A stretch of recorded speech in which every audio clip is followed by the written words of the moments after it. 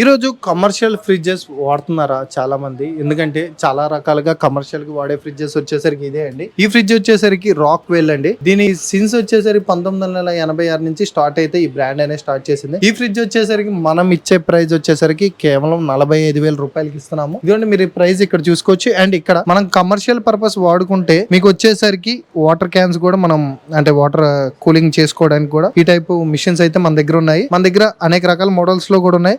మీకు ఎటువంటి డీటెయిల్స్ కావాలనుకున్నా కింద ఉన్న నెంబర్ కాల్ చేయండి. మన స్టోర్ అయితే విజిట్ చేయండి. Thank you so much.